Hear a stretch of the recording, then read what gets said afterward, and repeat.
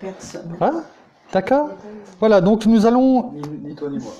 maintenant continuer le culte sur le Notre Père. Hein? La prière que notre Père avait mis à cœur. Et donc, nous avions commencé la semaine dernière en disant Notre Père qui êtes aux cieux. On peut la reprendre. Qui est-ce qui veut l'entamer? Cachez votre joie et votre enthousiasme. Notre Père, Ah. qui est ce Ah bah, désir. Non, Au moins on verra que tu la sais, tu la connais. Allez, en cœur. Alors, notre Père qui est aux cieux, Doucement. On prend pas le train.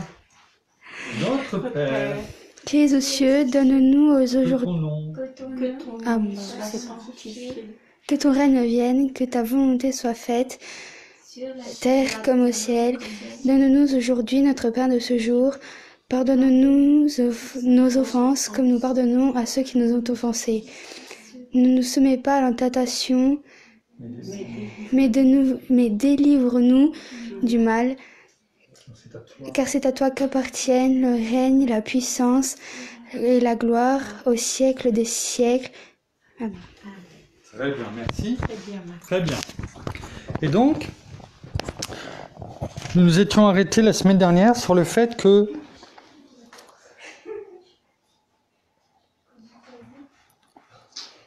il était dit dans c'était dans Jean 1, hein, il est dit, en parlant de la parole, de la lumière, elle est venue chez les siens et les siens ne l'ont pas reçue. Mais à tous ceux qui l'ont reçue, la lumière, la parole, voilà, on parle de Jésus là. Hein. Elle a donné le pouvoir de devenir enfant de Dieu.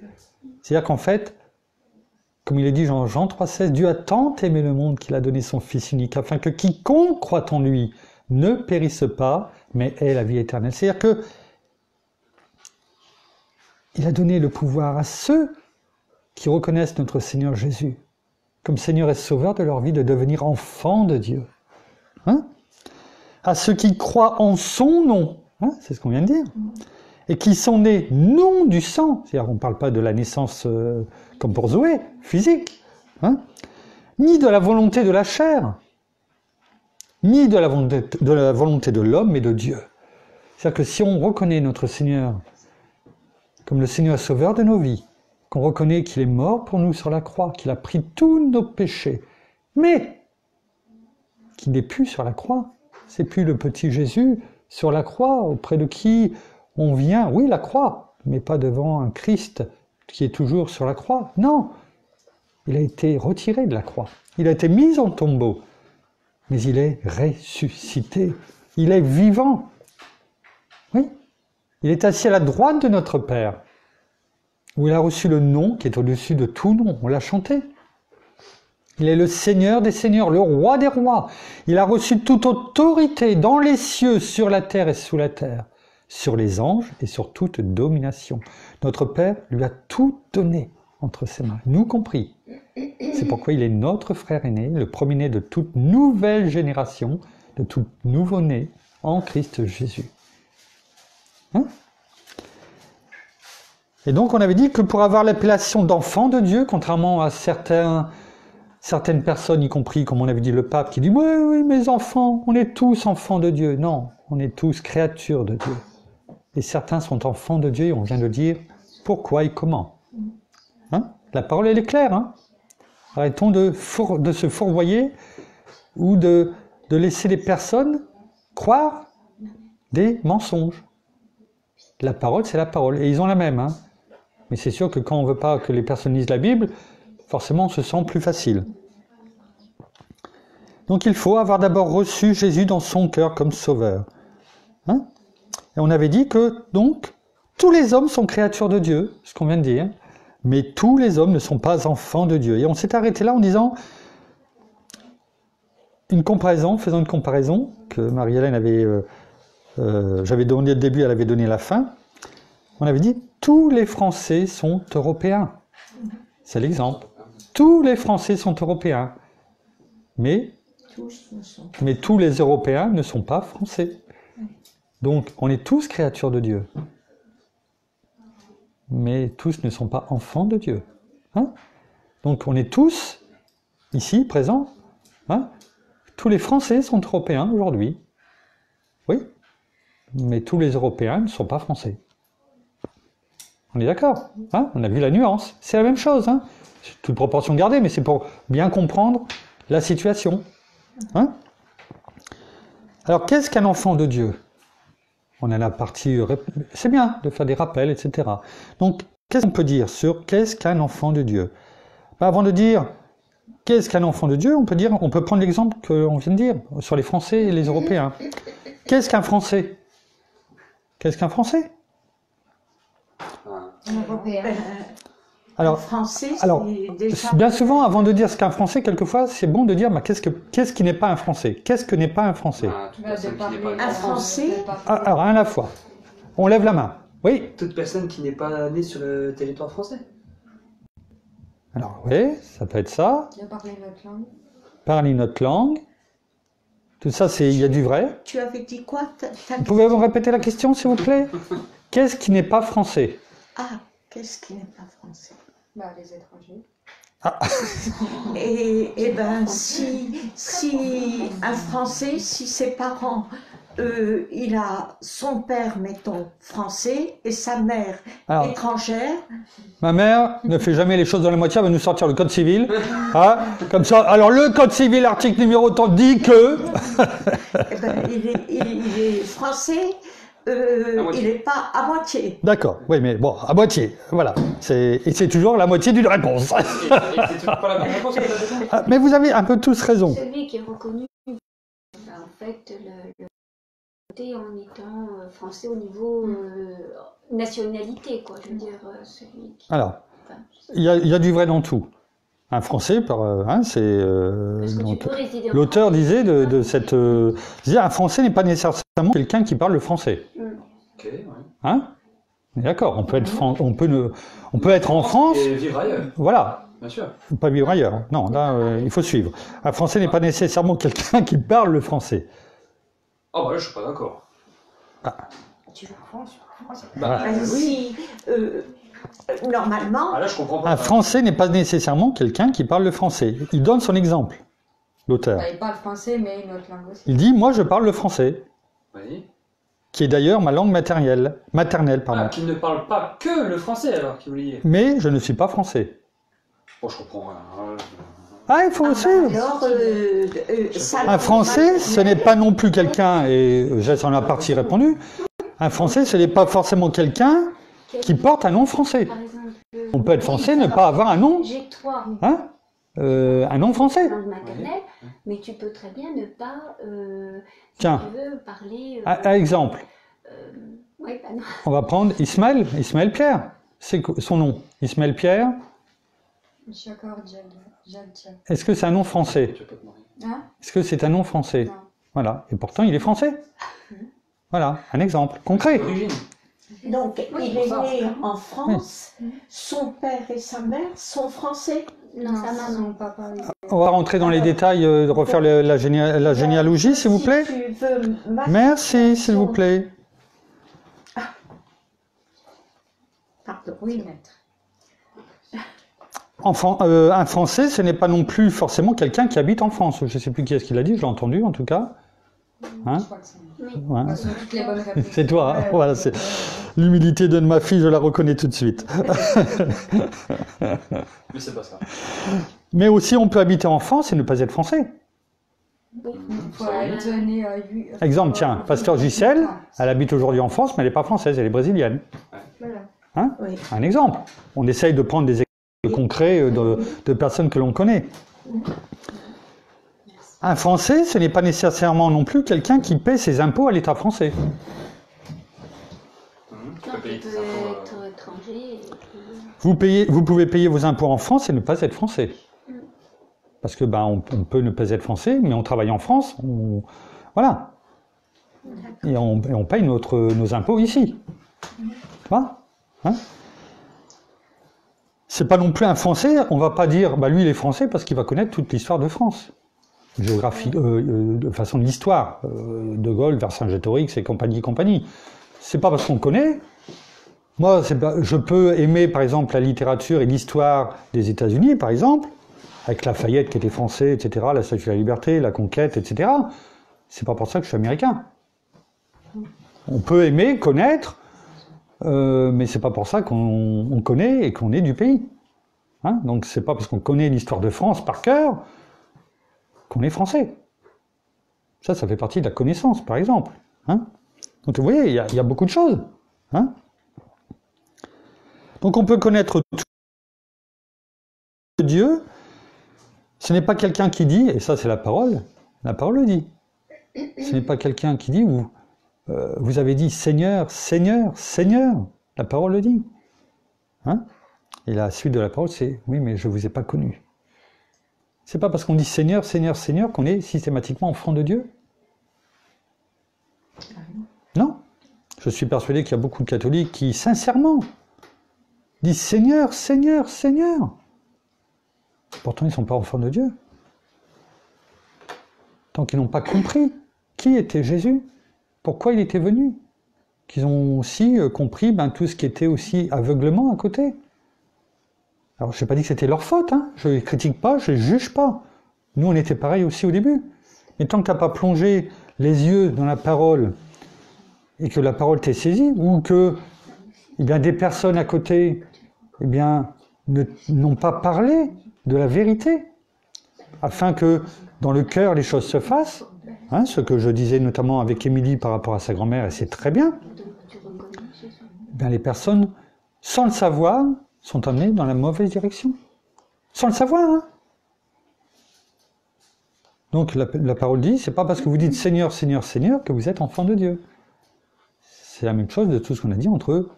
C'est pas parce que vous êtes en France que vous êtes français. D'accord? Donc la parole le dit. Ce n'est pas non plus quelqu'un qui va fréquenter assidûment ou occasionnellement les lieux de culte. Ce n'est pas parce que vous allez vous donner bonne conscience en allant à l'église, quelle qu'elle soit, que vous êtes enfant de Dieu. Que ça soit ici, ça ne veut pas dire qu'il ne faut pas venir. Hein, parce que autrement, après on va dire, donc je ne suis pas obligé de venir. Non, c'est pas ça que je veux dire. Parce que ici on est là pour apprendre les choses, pour recevoir et pour grandir ensemble. Mais ce que je veux dire, c'est pas parce que vous allez venir ici et faire n'importe quoi après au quotidien que vous êtes enfant de Dieu. Il faut venir ici pour recevoir et mettre en pratique tous les jours. Hein, vous comprenez la différence? C'est pas parce que vous allez venir ici que vous êtes enfant de Dieu. Il y a des personnes qui peuvent venir ici, entendre, écouter, ne pas mettre en pratique, et puis rejeter notre Seigneur. Dire bon, parce que il a accompagné quelqu'un. Ou parce que il refuse, il fait bonne figure ici devant les autres, et puis derrière, il refuse de mettre en pratique. Mais le Seigneur, lui, connaît les cœurs. Il vient chercher son église glorieuse, son épouse, comme il est dit dans la parole. Mais il vient chercher avant toute chose ses enfants. Non pas une église en tant que bâtiment. Chacun d'entre nous, nous sommes le temple de Dieu. Et il n'y a que notre Seigneur qui regarde au cœur, et qui sait ce qu'ils font, ce qu'il faut au quotidien pour lui. Ça ne veut pas dire qu'il faut être parfait, c'est pas ça que je dis. Chacun grandit. Moi compris, je grandis chaque jour. Chaque jour. Je ne suis pas meilleur que les autres. Comme tu disais, on apprend tous les jours. Tous les jours. Jusqu'à la fin. Celui qui croit qu'il n'a plus rien à apprendre, déjà, il se fourvoie complètement, il est déjà sur le mauvais chemin. Hein? Il ne faut pas cesser d'apprendre, d'écouter et de mettre en pratique. La preuve que moi j'apprends et je compare beaucoup avec ce qu'on m'a appris. Hein? Et c'est la connaissance que l'on a aujourd'hui. Ah oui. La connaissance de maintenant. C'est là qu'on voit qu'il y a un grand... Il y a un fossé. Et c'est un sacré travail. Hein? Oui. Parce que Mais après, ce qu'il faut, c'est laisser notre bien-aimé Saint-Esprit qui a été envoyé, et c'est son rôle. Pendant des années, si tu as quelque chose et tout... Je suis entièrement d'accord avec toi. Et oui, et plus on est âgé, entre guillemets, avant de venir, plus il y a de choses à... On a tellement été formatés depuis notre jeunesse, par la religion, par des croyances fausses, ou tout simplement, oui, par...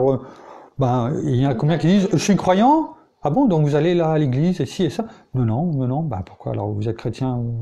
Parce que mes parents sont chrétiens. Donc il y en a beaucoup qui croient qu'ils sont chrétiens parce que leurs parents sont chrétiens. Mais la parole elle est claire, c'est pas parce que, y compris pour les jeunes, hein, c'est pas un salut individuel. Si tu fais pas le pas de foi en te donnant à notre Seigneur et en le recevant comme le Seigneur et Sauveur de ta vie, t'as beau avoir une famille entière à côté de toi qui est disciple de Christ, chrétienne. Ouais, c'est bien, mais toi tu y seras pas. Hein. C'est pas parce qu'autour ils sont chrétiens que toi tu l'y es. Mais le problème aujourd'hui, c'est que l'ennemi a tellement aveuglé les personnes. C'est qu'ils pensent qu'ils sont sauvés simplement parce que les parents, les grands-parents, enfin j'en sais rien, mais parce qu'on leur dit qu'ils sont chrétiens. Non, et qu'ils sont sauvés. Que tout le monde ira au paradis. Non, c'est faux. C'est faux. Dire que tout le monde, j'irai même plus loin, parce que là ça vient de m'être donné. Oui, alors non seulement il y a une chanson dans les années 70, vous irez tous au paradis, mais au-delà de ça, en même temps que je disais ça, celui qui dit, et on sait très bien qui est-ce qui dit ça, hein, c'est le pape, hein, et puis plus ça avance, plus on s'aperçoit que dans son fonctionnement et dans ce qu'il veut faire, enfin pas dans ce qu'il veut faire, dans ce qu'il fait depuis maintenant des années, c'est exactement ce que la parole dit, c'est essayer de regrouper toutes les religions en une seule pour préparer la venue du faux prophète, hein, où il n'y aura qu'une seule religion, en même temps qu'un nouvel ordre mondial qui est déjà plus ou moins là aujourd'hui, hein, un gouvernement qui va gouverner l'ensemble des gouvernements. Dire aujourd'hui, non seulement nous sommes tous enfants de Dieu et nous irons tous au paradis, ce qui est la suite logique, ça veut dire quoi? C'est clair, hein? Ça veut dire qu'il n'y a pas d'enfer. Non. Non. Voilà, on est d'accord. Les mathématiques n'ont jamais été, j'allais dire mon fort, mais pas Nelson, mais mon fort en deux mots. J'aime bien faire des petits jeux de mots de temps en temps, ça détend l'atmosphère. Dire ça, ça veut dire, il n'y a pas d'enfer. C'est la conséquence, c'est les formules mathématiques. Ça, si on dit ça plus ça, forcément il y a ça. C'est la même chose. Peut-être il dit si on est tous enfants de Dieu. Non, il dit on est tous enfants de Dieu, quelle que soit la religion, bouddhiste, hindouiste, oui, ceux qui prient les rats et qui font les trucs pour les rats et tout, mais c'est pas grave, on a tous un même Dieu. Je sais pas, moi j'ai jamais écouté ce que disait. Oui, on aura peut-être un jour l'occasion de prendre. On est d'accord. Mais lui, comme il se croit être le chef de l'Église sur terre, alors qu'il y a la parole est claire, il n'y a qu'un chef de l'Église, c'est Christ. La parole elle est claire, hein. Mais lui il se dit chef de l'Église, vicaire, qui veut dire chef de l'Église sur terre, descendant de Pierre. Voilà. Donc et qui dit que on est tous enfants de Dieu, quel que soit le Dieu, mais on a tous un même Dieu, qui est au-dessus de tout. C'est vrai, qui est au-dessus de tout. Mais non, on n'a pas un même Dieu. Et là, la parole est claire, hein, je veux dire à ce niveau-là. Mais dire ça et dire qu'on ira tous au paradis, c'est rejeter qu'il y a un enfer, l'existence d'un enfer. Et à aucun moment la parole dit qu'il n'y a pas d'enfer. Hein, je veux dire, hein, il y a suffisamment, de toute façon, de la Genèse jusqu'à l'Apocalypse, encore plus. L'enfer est partout présent. Mais dire ça, ça veut dire qu'il n'y a pas d'enfer. Donc on peut dire c'est un faux prophète. Pas que lui, hein. Tous ceux, et si un jour on étudie les papes, pas tous, mais qui étaient les papes et ceux qu'ils ont fait, c'est les plus grands, parce que c'est facile, hein, on voit toujours ceux, alors et c'est vrai, il faut les voir, ceux qui ont marqué l'histoire de la mauvaise façon, les antichrists, parce qu'il est dit qu'il y aura plusieurs antichrists, et notamment, il n'y a pas que lui, mais bon, il y a eu Staline, il y a eu, bien sûr, Hitler, hein, font partie des antichrists, hein, de ceux qui est venu. Il y a pas que dans l'Ancien Testament, il en est parlé également, avec la reine Esther, hein, qui a intercédé, qui a prié, qui a jeûné que, comment dirais-je, l'antichrist, qui était l'image d'Hitler. Aujourd'hui, on aura l'occasion, c'est bien d'étudier ça, c'est beau, c'est parlant. Elle voulait éradiquer le peuple juif déjà à cette époque-là, et la reine Esther est intervenue et son parcours. Elle a été cheminée. Elle, qui était juive et qui pas d'une grande famille, hein, qui était là, et puis qui a épousé le roi, qui était parmi le harem, entre guillemets, qui est devenue la première, mais qui a été là, qui a été conduit pour sauver le peuple juif derrière. Un jour, on étudiera, on regardera peut-être même le mini-film, le mini-reportage qui a été fait dessus, c'est très enrichissant, parce que c'était déjà l'image de ce que Hitler voulait faire, c'est-à-dire tuer tous les juifs. Oui. Hein? Mais bon, ça, c'est bien un jour d'étudier ça. On ne peut pas le faire en une fois, mais ça permet de mieux comprendre la parole. Hein, et comme quand la parole dit, il n'y a rien de nouveau sous le soleil. Hein, rien de nouveau. Ce qui s'est passé, bien, se repassera. C'est un éternel recommencement. Hein. Et donc, il y a plusieurs, comme ça, faux prophètes. Hein, et le faux prophète, je veux dire, il y a plein de papes, mais on se focalise sur le fait de quoi? Hitler a tué beaucoup de juifs. Et c'est vrai, il a fait énormément de morts. Je crois que c'est 6 millions. Enfin bon, 6. Enfin bon, j'ai plus. Ah mais non, mais je suis pas loin de la vérité. Hein. J'ai plus les chiffres là en tête. J'ai pas recherché les chiffres. Mais enfin bon, voilà. Et il a voulu. Et il a continué même après sa mort. Hein. D'autres ont continué son œuvre, ça aussi. On aura peut-être un jour l'occasion de faire. Ce qui se passe, on a cru que les nazis étaient éradiqués, mais tout avait déjà été préparé d'avance, aussi bien en Argentine qu'aux États-Unis. Ils avaient déjà bien préparé leur coup avant, et on a cru que ceux qui sont partis c'était simplement pour se cacher, mais c'était pour aujourd'hui continuer à préparer ce qui se passe aujourd'hui. Mais enfin, on ne va pas rentrer dans tout ça, ça serait très long, mais c'est intéressant de plonger aussi dans l'histoire de nos regards, parce que ça nous permet de mieux comprendre aussi quelquefois la parole. Mais même s'il y a eu beaucoup de morts par la main d'Hitler, par tout ce qu'il a voulu faire, il y a une chose quand même qu'il ne faut pas oublier, c'est que les plus grands criminels, génocides qu'il y a pu y avoir dans l'histoire de l'humanité, viennent de l'Église catholique. Ouais. Et de bien loin. On estime au bas mot que l'Église catholique a, comme sang sur les mains, plus de 80 millions de morts.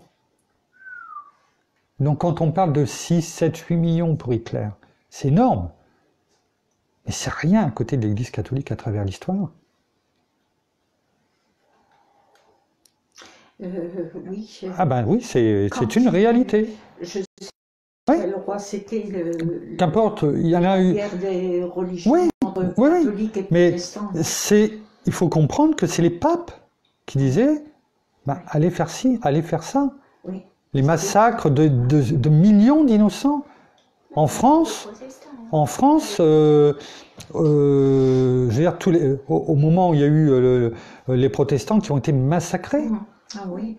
N'allons pas loin, hein, ici, dans notre région, à Besançon, sur les places qui ont été brûlées. Gy, où nous sommes. Le château de Gy, pendant 600 ans, qui a été la résidence d'été, donc 6 mois de l'année, oui, des archevêques de Besançon. Hein? Pendant 600 ans. Vous comprenez? Et tout ça, je ne connaissais pas pourquoi nous, on est venus ici. Pourquoi cette maison, ce petit... 3 lignes. Je ne sais plus c'était quel magazine, le journal ou Paru Vendu ou un truc comme ça, enfin je ne sais pas, que tu avais vu l'annonce d'ici. Paru Vendu, enfin un magazine d'annonce. Mais il fallait le voir, hein, quoi, je veux dire. 3 lignes, d'images, rien du tout, hein, pas de photos. Juste 3 lignes. Ici. Alors qu'on ne connaissait pas, je ne savais pas que le château de Gy, et je savais encore moins tout ce qu'on était amené, on allait être amené à faire ici. Il y a 12 ans, en arrière, 13 ans bientôt. Comment, par mon dernier employeur, j'allais être amené à avoir... Et qu'en venant ici, j'allais dire, tiens, c'est un petit village sympa, regardons s'il y a des choses pour nos enfants, les écoles, etc. Et quand j'en ai parlé à mon épouse, elle a dit, oui, pourquoi pas, on était venu un week-end, un dimanche, hein, on avait demandé, etc. Et puis c'est après coup qu'elle a vu une petite annonce, qu'elle a été dirigée à voir cette petite annonce, parce qu'il fallait vraiment, je veux dire, t'es pas conduit, tu peux pas le voir. Déjà, il fallait parce qu'on n'était pas des fanats de lire les magazines, donc déjà, il fallait avoir ce magazine-là, ce jour-là, le lire, parce que la plupart du temps, ça partait à la poubelle, et en plus, tomber dessus. Sans image. Et encore moi, quand elle m'en a parlé, j'ai dit non, laisse tomber, non.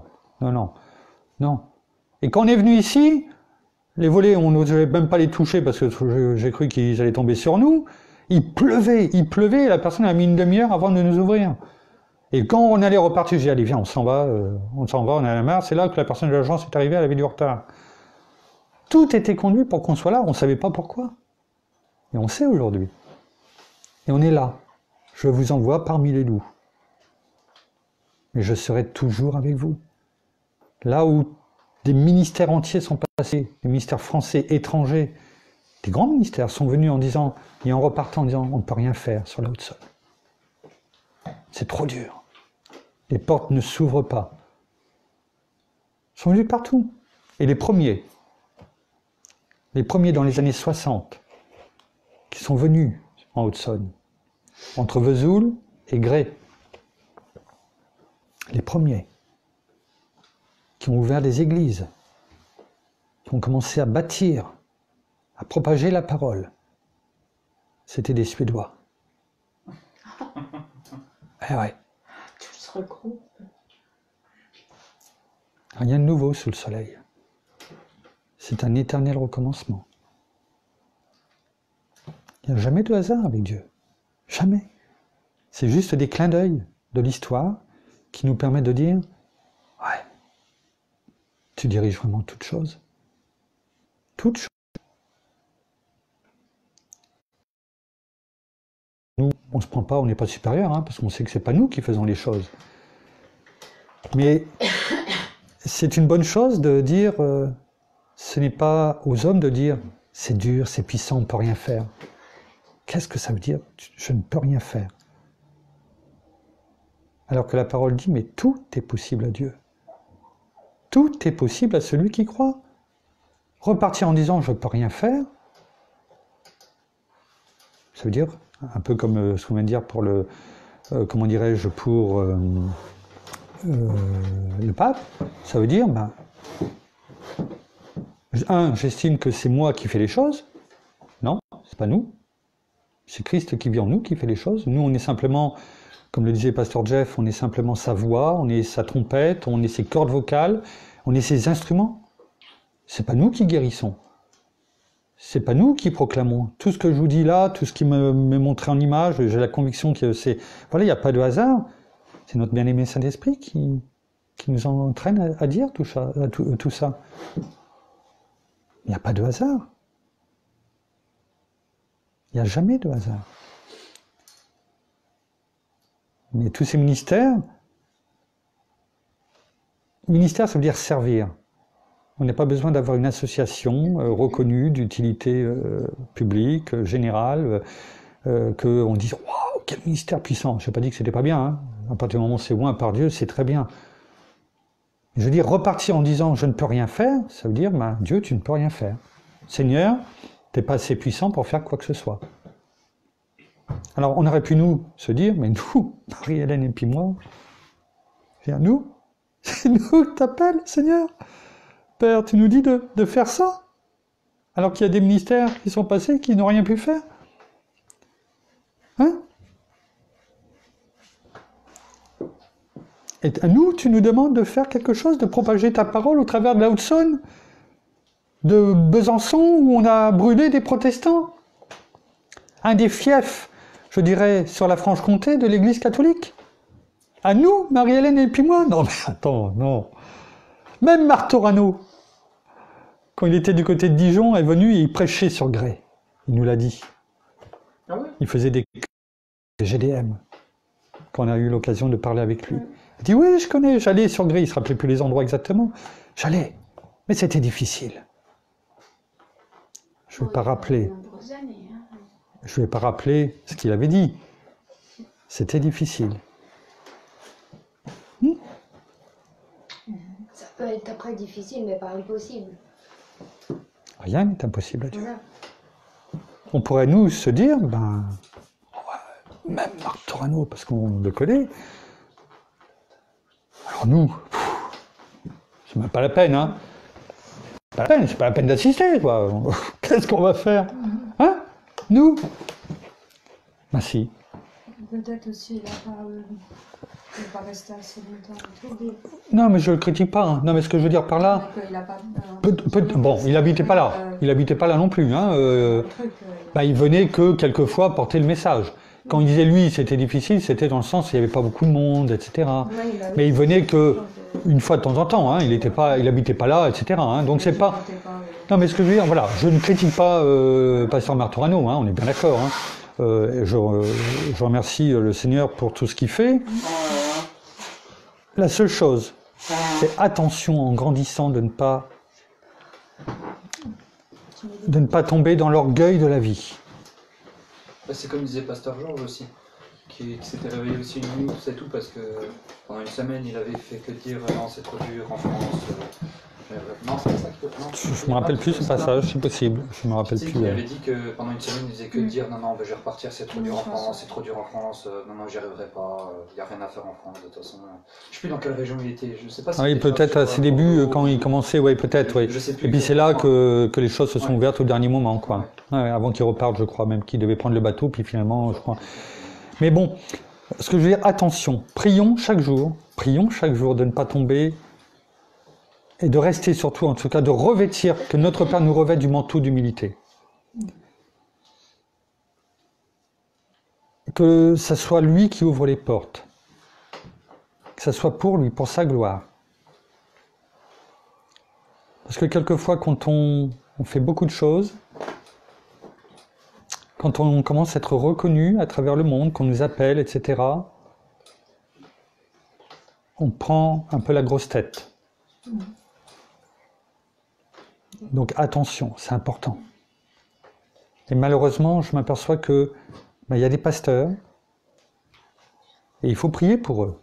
Parce que la parole, elle est claire. Hein. L'ennemi, notamment par l'esprit Jézabel, est là pour essayer de les faire tomber, de les faire tomber. C'est clairement, Jézabel, elle a tué les prophètes, sauf un, hein, on a parlé, Élie. Elle est là pour attaquer les hommes de Dieu qui prêchent la parole. Et il faut prier pour rester dans l'humilité. Je prie pour le pasteur Martorano afin qu'il garde cette humilité. Parce que j'ai vu depuis quelques mois une dérive. Oui. C'est pour ça que je l'écoute nettement moins. Parce que j'apprécie ce qu'il fait. C'est toujours très juste, mais je trouve qu'il prend un peu la grosse tête. Et donc prions aussi pour lui afin qu'il soit ramené dans l'humilité. Alors oui, il y a beaucoup de choses qui se sont ouvertes, tant mieux. Je ne pense pas qu'il se soit rapproché des bonnes personnes. Et depuis quelques mois où il y a eu des accords avec notamment le top chrétien, je trouve qu'il y a des choses qui ne vont pas dans le bon sens. Donc attention, gardons l'humilité. Mais ça, c'est le danger de, entre guillemets, la notoriété. C'est ça le danger. Et personne n'est à l'abri. Personne. C'est important de rester dans l'humilité. Alors c'est quelqu'un que j'apprécie. Hein. On a été plusieurs fois là-bas à l'église à Bordeaux, à Momentum. Si on a l'occasion, on y retournera. Hein. Mais voilà. C'est important aussi de rester dans l'humilité. Et c'est pas facile, hein. C'est pas facile. Hein. Alors, je suis désolé, on s'est un petit peu écarté de ce qu'on disait, mais bon, j'ai été conduit à dire ça. Et alors donc, effectivement, nous on a été appelés à ça ici. On va faire ce qu'on peut. Humainement, on sera peut-être comme beaucoup à dire, c'est pas possible, c'est trop lourd, c'est trop dur. Mais comme il est dit dans Philippiens 4,13, je puis tout par Christ qui me fortifie.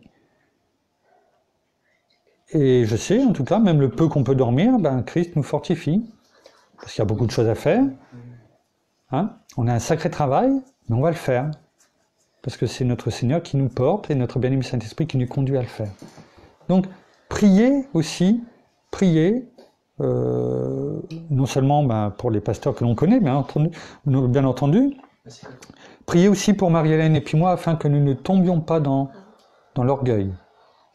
Nous on prie en tout cas pour ça, et on essaye de rester dans l'humilité.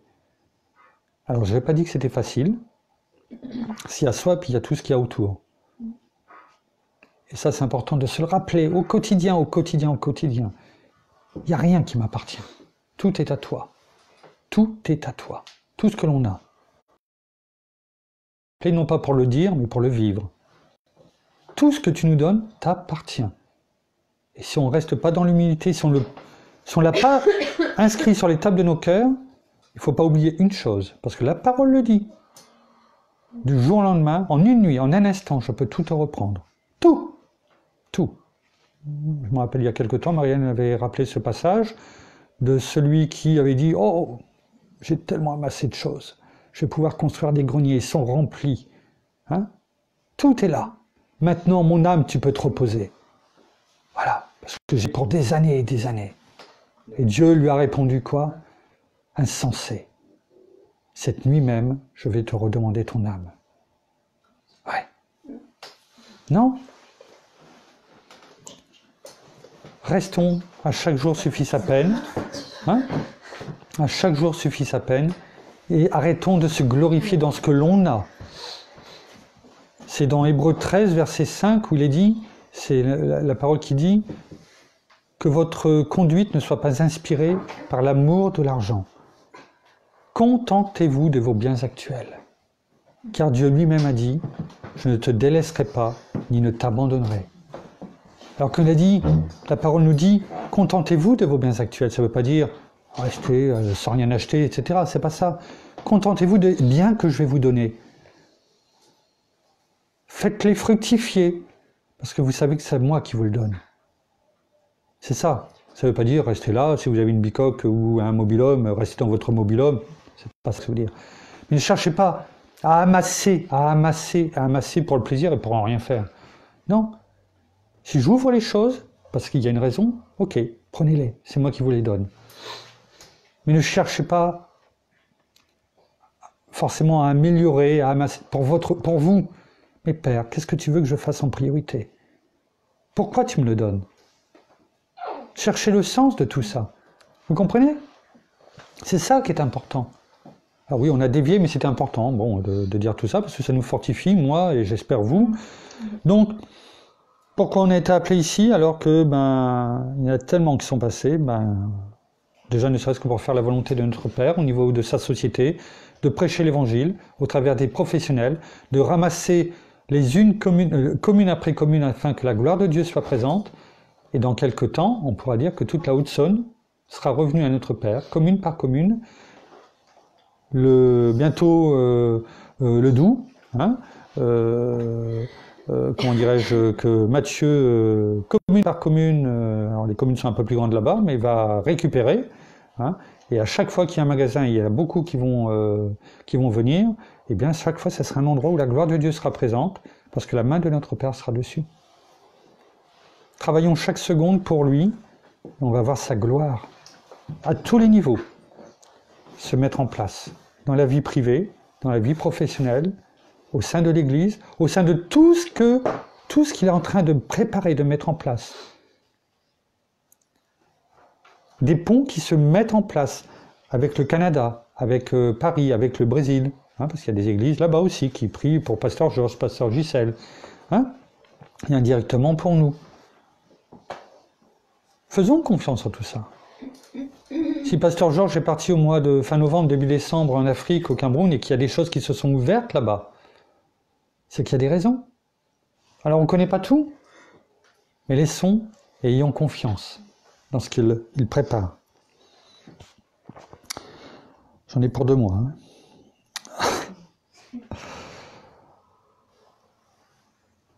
Ah, merci Seigneur. Donc on est invité, qu'est-ce qu'un Français? Au début. Alors un Français, c'est quelqu'un qui est né en France, normalement de parents français, ça me dit quelque chose. Hein. De même, un enfant de Dieu, Donc un Français, c'est quelqu'un qui est né en France de parents français. Ça, c'est la loi. Hein. Ça ne veut pas dire qu'on ne voit pas derrière de politique ou quoi que ce soit. Hein. On est d'accord. Ça, on reste sur la loi. Bah, de même, un enfant de Dieu, c'est quelqu'un qui est né de nouveau, c'est-à-dire qui est converti dans le royaume de Dieu et par le Saint-Esprit. En France, tu es français parce que tu es né de parents français, tu es sur le sol français. Tu es enfant de Dieu parce que tu es né, parce que tu reçois notre Seigneur Jésus-Christ. Le Saint-Esprit vient en toi, tu es né, et tu es enfant de Dieu. D'accord? Voilà, c'est ça. Il ne faut pas chercher plus loin.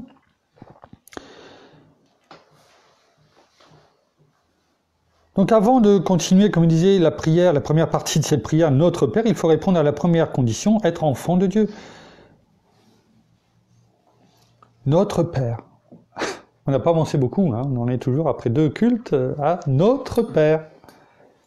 Mais c'est bien, parce que combien de fois les gens disent le Notre Père sans comprendre ce qu'il dit. C'est les catholiques qui disent ça tout le temps, non? Pardon? C'est pas les catholiques qui disent ça tout le temps? Bon, c'est la prière est dans la parole, hein, c'est Jésus qui a montré, et quand les apôtres ont dit au Seigneur Jésus, montre-nous comment prier. Comment doit-on prier? Il a dit, voici comment vous devez prier. Et donc il y a cette prière du Notre Père. Hein? Donc c'est pas que les catholiques. Mais c'est vrai que bien souvent les curés disent aux fidèles, allez réciter 3 ou 4 fois le Notre Père et vous serez pardonnés de vos péchés. Hein? Je vous pardonne. Bon. Et je vous salue Marie à côté. Hein? On devait aller à la confesse. Hein, dans le confessionnal, etc. Hein? Dire tout ce qu'on avait fait. Et le curé te pardonnait. Oui, voilà. Et le curé te pardonnait. Un homme te pardonne. Bon. Disait, de notre Père, voilà. Je vous salue Marie. Oui, enfin, suivant ton péché, ça avait un certain nombre. Ouais, voilà. Hein? Et puis... Un jour, peut-être qu'on aura l'occasion d'aborder un livre qui est aussi, bon, qui est magnifique, qui permet de voir de Chiniki, qui voyait l'Église. Parce que lui, il a fait 30 ans ou 40 ans en tant que dans l'Église catholique, hein, l'homme qui a fait trembler l'Église de Rome hein, au XIXe siècle, qui a été appelé l'apôtre de la tempérance au Canada. Peut-être que notre ami Pasteur Jeff nous aidera à ce moment-là, il pourra faire peut-être en double conférence, pourquoi pas. On essaiera un jour de faire ça. Et il a fait trembler l'Église de Rome. Combien de fois ils ont voulu le tuer parce que Et pendant 30 ans, il a été pasteur. Au temps d'Abraham Lincoln, hein, que je t'avais passé à un moment donné. Tout à fait. Et il a écrit, outre celui que j'ai lu, j'en ai lu un autre en PDF, il parlait justement de comment les curés étaient réellement. Ouais. Et pour eux, les curés, c'est pas... Il y en a qui... Ils sont, je les excuse pas, mais il y en a qui sont formatés. Pendant 12 ans de séminaire, à des heures et des heures et des heures, ils sont persuadés que c'est la vérité. Oui. Et aujourd'hui, il n'y en a jamais eu autant qui ont arrêté d'être curés pour devenir pasteurs. Hein. Il faut quand même le savoir. À travers le monde, il y en a énormément. J'ai vu à la télévision, il y a des écoles pour les former. Ah bah oui, non mais bien sûr. Eh oui, ils sont formatés. Oui, ils sont coupés de tout. Coupés de tout et tout, c'est du bourrage de crâne, hein, comme les islamistes font avec les enfants, etc. Hein, donc c'est pour ça que quand on dit les choses, il faut aussi, voilà, hein, relativiser. Mais il n'y en a jamais eu autant aujourd'hui qui quittent l'Église catholique pour devenir pasteur. Hein, et gloire à Dieu. Donc ça montre que là. Mais dans le livre qu'avait écrit Chiniki, il parlait notamment que, et c'était courant, eh bien que, parce que les femmes venaient raconter tout au curé. Oui. Donc ils savaient tout. Ils connaissaient sûrement même plus de choses que le mari connaissait de l'épouse. Oui. Et ils mettaient qu'ils savaient très bien que la plupart des enfants qu'elles avaient eus n'étaient pas du mari, mais étaient du curé. C'est vrai ce qu'il dit. Oui. La confession dans... Quand tu étais petit, tu devais tout dire. Tout dire. Oui. Donc, comment l'ennemi touche les personnes? Là, c'est juste une parenthèse. J'étais scotché quand j'ai lu ça. Et lui, il était bien placé pour le dire, parce que pendant 40 ans, il était... D'où le titre, l'homme qui a fait trembler l'Église de Rome. notre Père, notre Seigneur avait sa main. 40 ans dans l'Église de Rome. D'accord. Hein? C'est un livre magnifique. Magnifique ce livre. Parce qu'il apprend tout ce que l'Église catholique, comment eux qui ont refusé, au Canada notamment, parce que ça se passait là-bas, ils ne voulaient pas qu'il y ait d'écoles qui se mettent en place. Ils voulaient que personne n'apprenne à lire et à écrire. Parce que pendant ce temps-là, tu ne pouvais pas lire la Bible. Comment Shiniki, quand il a arrêté ça, il a créé des églises, des écoles là-bas. Et la parole a commencé, il leur a appris l'éducation. Oui, à apprendre à lire. À arrêter de sombrer dans l'alcool, parce que ça faisait des ravages. L'apôtre de la tempérance, il a été appelé. Il y a encore des obélisques à son honneur, à sa gloire. Alors bon, il ne le prenait pas comme ça, mais ce que je veux dire, pour que les gens se rappellent ce qu'il a fait. Abraham Lincoln l'a défendu, parce que l'Église voulait le tuer. Il a mis tellement de choses sur lui qui étaient fausses. Avant que Abraham Lincoln soit président, il était avocat. Il a défendu. Ce livre est formidable, parce qu'il apprend beaucoup de choses, mais aussi pour notre vie aujourd'hui, et de connaître l'Église catholique, de voir comment étaient les curés. L'orgueil, la bassesse de ces personnes. Oui, puis ça veut dire...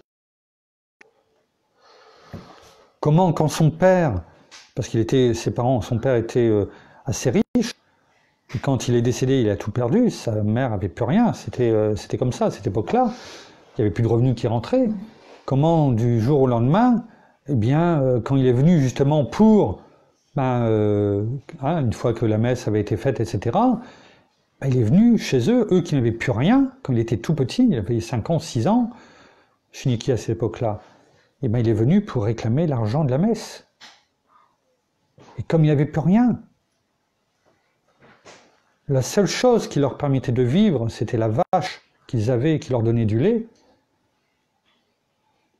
Et comment il est venu, et puis il est reparti avec. Oui, en le laissant sans rien. Si notre père n'avait pas eu sa main sur lui, eh bien, il n'aurait pas fait. C'était conduit ce qu'il devait faire. Et sa mère est décédée peu de temps après. Un livre formidable, qui apprend, qui ouvre les yeux, que tout catholique devrait lire, pour comprendre les choses. Alors, je ne dis pas que c'est encore comme ça aujourd'hui, c'est différent, certes, mais je veux dire, on ne peut pas non plus jeter la pierre non plus sur tous les curés. Mais on peut prier, en tout cas, pour que leurs yeux soient ouverts. Et que ce voile soit retiré. Et tant mieux, parce que c'est ce qui se passe à travers le monde aujourd'hui. Les choses se font. Mais si nous, en tant qu'enfants de Dieu, on n'est pas là pour prêcher la vérité, pour ouvrir les yeux aux catholiques, non pas pour les juger, mais pour leur dire, est-ce que vous avez lu la parole au moins une fois? Est-ce que vous savez ce qui est dit? Parce que les 80%, 85%, 90% de la Bible est la même. Est-ce que vous avez déjà lu ce que vraiment notre Père dit au travers de sa parole? Et la plupart vont vous dire le même message. Ben non, j'ai jamais ouvert la Bible. Ou certains vous diront, ben non, parce qu'on n'a pas le droit, pour les plus anciens. Parce qu'on nous a dit que c'était le curé qui nous disait les choses. Oui, en même temps, on a... Ce que je vois, c'est que les curés, enfin les prêtres, je sais pas comment ça s'appelle ça. Oui, prêtres, curés, oui. Mais ils le lisent, la Bible, pourtant. Oui, mais ils sont tellement formatés. Un enfant, entre guillemets, qui est formaté par les islamistes, l'État islamique, ou un homme, hein, et qui, pendant des années, 12 ans, on lui fait un bourrage de crâne, un lavage de cerveau, pendant tant d'années. On lui met une ceinture d'explosifs, il va aller se faire sauter. Ou alors ils ont des conditions et tout avant de devenir prêtre et tout aussi. Non, mais bon, je pense pas, mais bon, ils sont, après je connais pas tout, mais ils sont, tu sais, quand t'entends 12, 13 heures, 14 heures, 16 heures par jour, la même chose, jour après jour, 7 jours sur 7, 365 jours par an. Oui, sur ça, oui, mais JJ, il a raison, si tous les jours ils lisent la Bible et qu'ils voient du coup l'inverse de ce qu'ils racontent, à un moment donné... Oui, bon, non, parce que les gens sont formatés, on leur dit, tu sais, avant de lire la Bible, Avant de lire la parole, Non, je veux mais dire, pas on... forcément, je dis pas de la lire comme un roman, c'est pas ce que je te dis. Mais tu sais, par exemple, quand tu choisis un passage ou un truc comme ça... Alors, ce qu'il faut savoir, c'est qu'avant de lire la Bible, ils étudient tout ce qui a été écrit par les différents papes, etc., les commandements des papes, etc., etc. C'est-à-dire que pendant des années, ils sont déjà formatés, quoi. Donc, je dirais qu'avant, pour eux, la vérité, c'est pas celle qui vient de la parole, c'est celle qui des papes. C'est des livres et des livres et des livres. Hein. Qu'est-ce que les papes ont dit, etc., etc. Les papes qui, au travers, étaient des papes qui sont se succédés, homosexuels, qui ont épousé, comment dirais-je, la sœur, qui faisaient des orgies, etc. C'est pas moi qui le dis, hein, c'est l'histoire, hein, qui étaient sanguinaires, etc., etc. Hein, je veux dire. Hein. Là, c'est l'histoire, c'est reconnu, hein, je veux dire. Hein, c'est pas moi qui dis ça pour dire attention. Hein. Non, non, c'est l'histoire. Oui, et je dis pas tout ce qu'ils disent, hein, donc on aura l'occasion un jour, petit à petit, on va grandir dans ça. Et quand vos yeux et vos oreilles entendent ça, vous dites, mais c'est pas possible, quoi.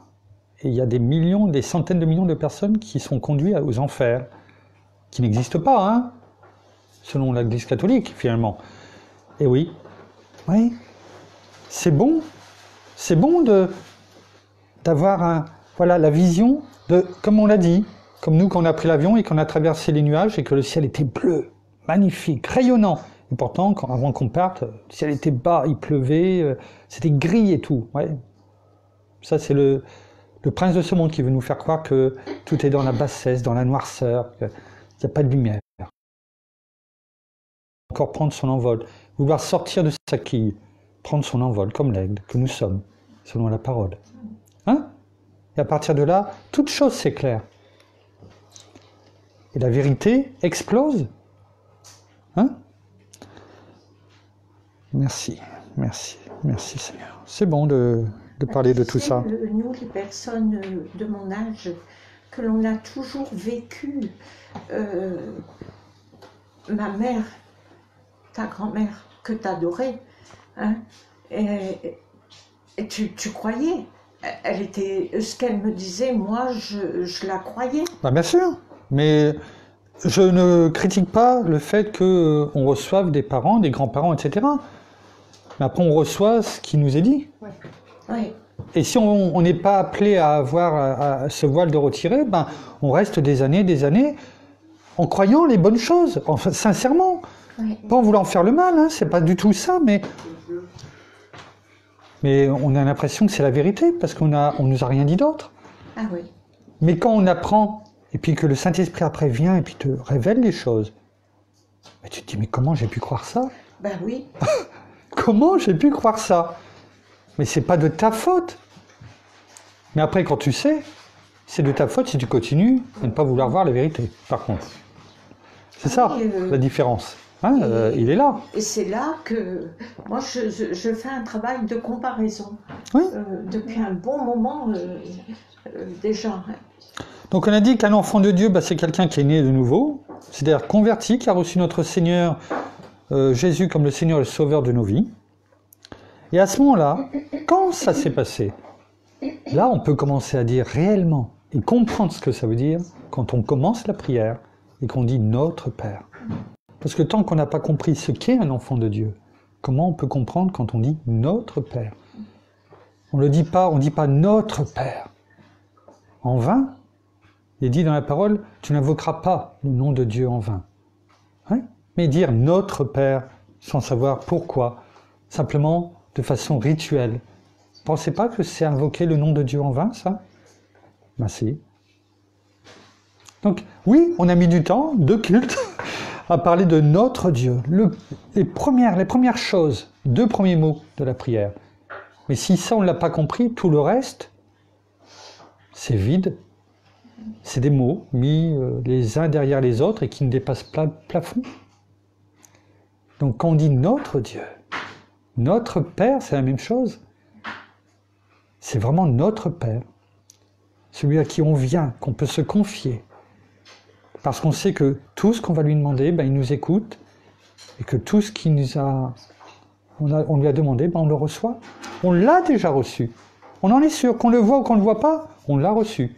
Parce que c'est selon sa volonté, bien sûr, ce qu'on a demandé. Hein? Comme je dis souvent, si on lui demande les chiffres du loto, il peut nous les donner. Hein? Mais je veux dire, je ne crois pas que ce soit selon sa volonté à la base. Hein? Mais tant qu'on n'a pas compris le Notre Père, ça ne sert à rien d'avancer. Donc notre Père, c'est parce qu'on est enfant de Dieu. Alors la question qu'on peut se poser, à chacun d'entre nous, chacun peut se la poser, hein, je ne demande pas une réponse, c'est est-ce qu'on est enfant de Dieu? Depuis tout à l'heure, je me le pose. Alors, je la pose, voilà, hein, j'attends pas de réponse. Le but, c'est de se dire, non. Est-ce qu'on est enfant de Dieu? Est-ce qu'on peut dire sincèrement, je suis enfant de Dieu? Est-ce que le bien-aimé Saint-Esprit est en moi? Est-ce que je suis conduit par lui? Est-ce que notre Seigneur est en moi et moi en lui? Est-ce que je porte beaucoup de fruits? Alors attention, quand je pose cette question-là et qu'on doit se demander, se poser la question, de ne pas non plus se laisser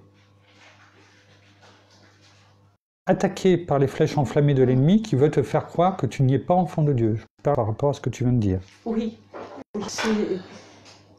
Parce que là, c'est le côté religieux qui prend le côté de se dire « Oh non, je ne suis pas enfant de Dieu. Après tout ce que j'ai entendu, je ne suis pas enfant de Dieu. » Faux. Mensonge. On est enfant de Dieu à partir du moment où on a reconnu notre Seigneur, notre Sauveur, comme Seigneur et Sauveur de nos vies. Quand on a compris qu'il est venu sur terre pour nous sauver, qu'il a tout pris sur la croix, il s'est fait malédiction, il s'est fait péché, qu'il est mort pour nous, qu'il est ressuscité, qu'il est assis à la droite de notre Père, et que nous sommes assis ensemble avec lui en esprit. C'est la parole qui le dit dans Éphésiens. Quand on prie, quand on intercède, sincèrement. Donc, je dis pour toi mensonge, parce que l'ennemi veut, quand on se pose cette question, nous faire croire qu'on n'est pas enfant de Dieu, parce que ça l'arrange. Donc faux. C'est pas parce qu'on n'est pas parfait en Christ Jésus qu'on n'est pas enfant de Dieu. On ne sera jamais parfait. Jamais. Chaque jour, on a besoin de marcher dans ses pas. Dans chacun de ses pas. Mais attention de ne pas laisser l'ennemi, par ses flèches enflammées, nous faire croire qu'on n'est pas enfant de Dieu. C'est là où il faut non seulement avoir le discernement, mais aussi lever son bouclier de la foi. Hein? De se munir des armes de Dieu. Donc attention. Hein? Ok? Mais il est bon de se poser la question. Et si on estime que on a des défaillances, et on en a tous, bien de dire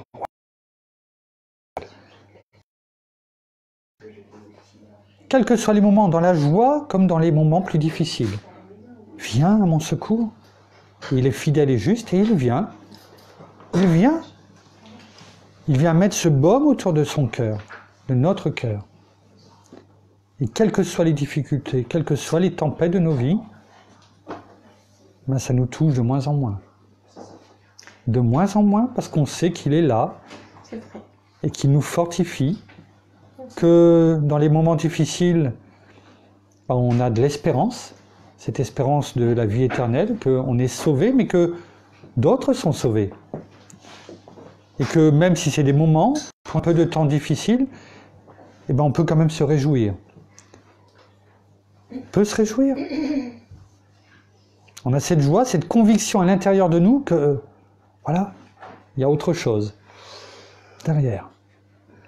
Que notre Père prend soin de nous, qu'il nous accueille. Comme le Seigneur a dit aux apôtres avant qu'on vienne le chercher dans le jardin de Gethsémani, je vais m'en aller vers le Père.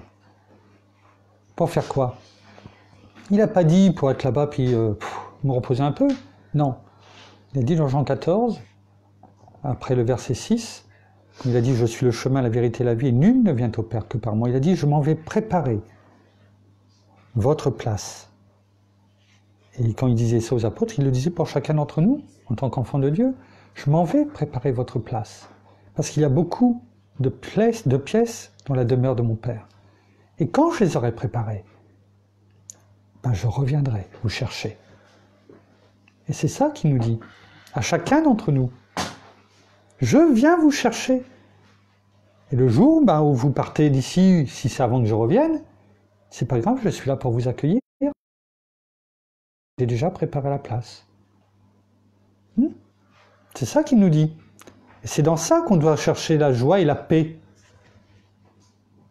C'est là où on doit la chercher. On doit la recevoir, parce qu'à la fin du chapitre 14, et on l'a dit dans le verset 27, il a dit « Je vous donne la paix, je vous donne ma paix.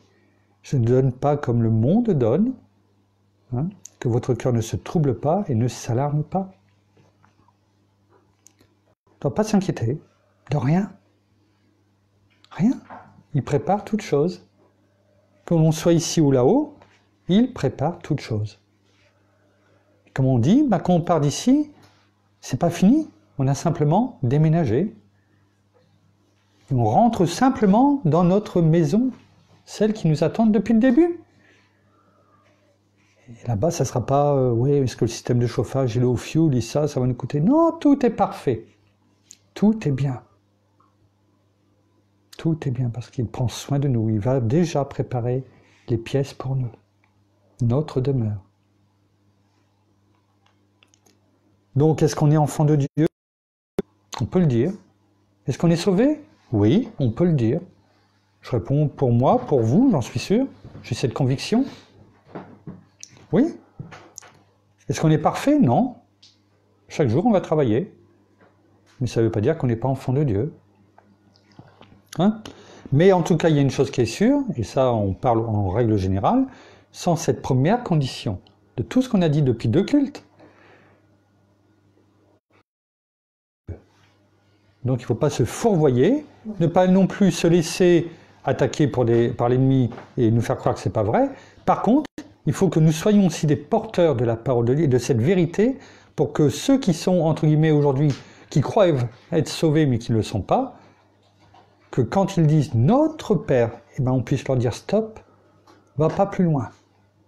C'est quoi pour toi notre Père? Avant qu'ils récitent tout le reste. Parce que ça, maintenant, vous le savez. Et vous ne pourrez pas dire que vous ne pouvez pas les aider. À prendre conscience des choses. Afin que, après, le bien-aimé Saint-Esprit agisse en eux, comme il est dit, l'épée de la parole l'épée de l'Esprit qui est la parole de Dieu, touche leur cœur, transperce leur cœur, et puis qu'ils disent « oui, effectivement, je n'avais pas vu ça, les choses comme ça. » Et que le Saint-Esprit, que notre Seigneur frappe à la porte de leur cœur, comme on prie chaque jour. Comme le dit la parole, je viens et je frappe à la porte de ton cœur. Et que là, il se lève, la personne se lève, aille ouvrir à notre Seigneur, que notre Seigneur soupe avec lui. C'est la parole qui le dit. Et elle plie les genoux et qu'elle donne leur cœur en recevant le Seigneur comme leur Seigneur et leur Sauveur de leur vie. Mais quand quelqu'un récite le Notre Père, sachons peut-être lui dire stop après les 2 premiers mots et de parler avec eux afin qu'elles comprennent ce que ça veut dire réellement Notre Père. Merci, bien-aimé Saint-Esprit.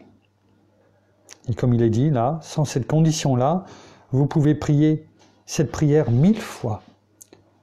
Elle ne dépassera jamais le plafond. Combien de fois j'ai pu le dire? Et avec humour, il dit, à moins que vous n'y mettiez éventuellement des amplificateurs, mais ce n'est pas pour ça que notre Père l'entendra, mais ça risque de gêner tous ceux qui sont à l'étage au-dessus ou qui sont les voisins. Ouais, mais ça n'ira pas plus loin. Donc on va s'arrêter là. On n'a pas vu plus loin que notre Père, mais c'est pas grave. En tout cas, quand on entendra quelqu'un dans notre entourage, ou pas, qu'on ne connaît pas forcément, quand je dis entourage au sens large, dire notre Père, dire c'est déjà bien, ça veut dire qu'elle croit en quelque chose. Donc ne voyons pas le verre à moitié vide, mais voyons le verre à moitié plein, et sachons dire, ok, tiens, c'est bien, tu dis notre Père, mais pour toi ça veut dire quoi? Notre Père. Et puis entamons une discussion, écoutons-les, et sachons après les conduire sur le chemin de la vérité, afin que ce brouillard qui est devant leurs yeux se lève, et que notre Seigneur et notre Père les accueillent en tant qu'enfants. Merci. On va s'arrêter là. Merci, bien-aimé Saint-Esprit, d'avoir conduit toutes choses encore ce matin, afin que nous puissions être éclairés, et qu'en tout cas, que tout cela vraiment touche nos cœurs, nous fortifie, nous, et que nous ayons des choses aussi à proclamer, en tout cas, dans les prochains jours, en tout cas, ou chaque jour, en tout cas, qui nous sera donné à rencontrer des personnes, afin que nous ne soyons pas... que toute occasion qui nous soit donnée ne soit pas une occasion perdue. Parce que moi-même, j'ai eu beaucoup d'occasions de prêcher la parole, mais que je ne connaissais pas comme je la connais aujourd'hui. Et combien de fois j'ai pu me dire, ah, qu'est-ce qu'ils vont penser?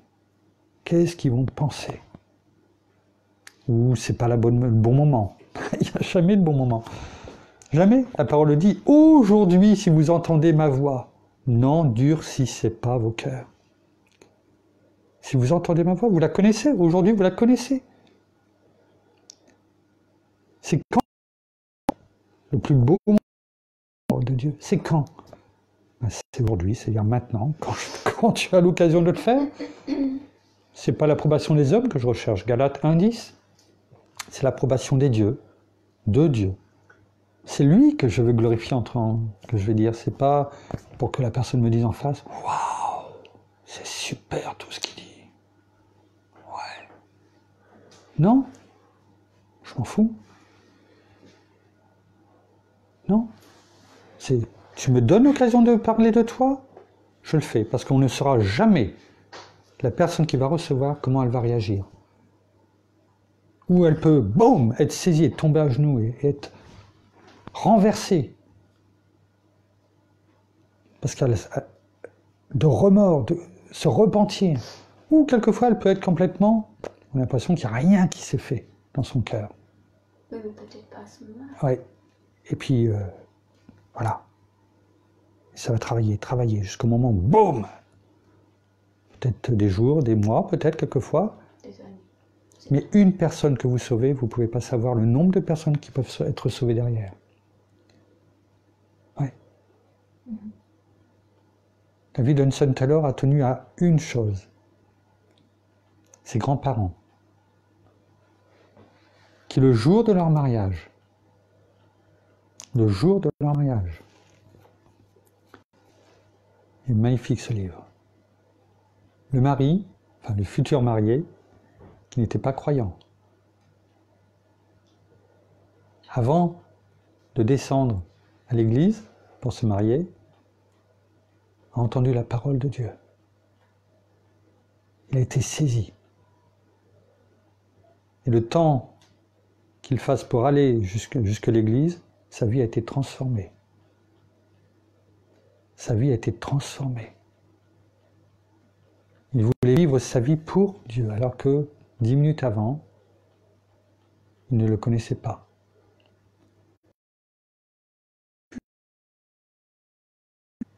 Culte de maison, après une église qui s'agrandit, etc. Et ils ont eu des enfants.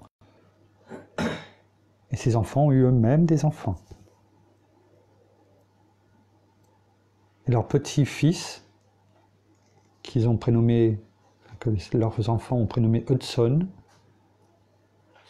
Taylor, et c'est lui qui a ouvert la mission internationale intérieure dans la Chine, et qui a sauvé, au travers de son œuvre et tous ceux qui l'ont accompagné, des millions et des dizaines de millions de Chinois qui ont été sauvés.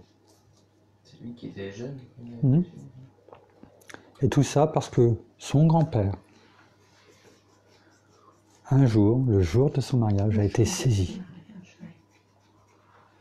et a obéi.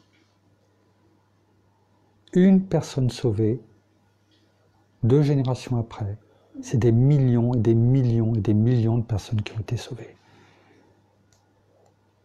Vous ne pouvez pas savoir, si vous fermez votre bouche, ce que Dieu avait en réserve pour les personnes à qui vous auriez dû parler. Vous ne pouvez pas savoir. Je ne peux pas savoir. Donc le mieux qu'il y a à faire, c'est de parler. De semer. Et notre Seigneur, c'est ce qu'il nous demande. Notre Père, semez. Semez, c'est tout ce que je vous demande. Le reste m'appartient. C'est moi qui arrose, c'est moi qui fais grandir. C'est moi qui dirige toutes choses. Mais si tu ne sèmes pas, Si le paysan ne jette pas de la semence dans le sol, il va pouvoir rester devant pendant toute l'année en disant « Grandis, grandis !» Ah ouais, mais tu n'as rien semé, tu ne vas rien voir sortir. Donc semons jour après jour. N'ayons pas peur de dire les choses, parce qu'on ne sait pas ce qui est déjà préparé d'avance. D'accord? Merci, merci. On va terminer par la dernière louange, la prière, et après, je vais libérer tout le monde. Merci, bien-aimé Saint-Esprit, pour tout ce que tu as encore conduit ce matin. On va remettre juste les pieds, s'il vous plaît. Redescendre les pieds. Merci.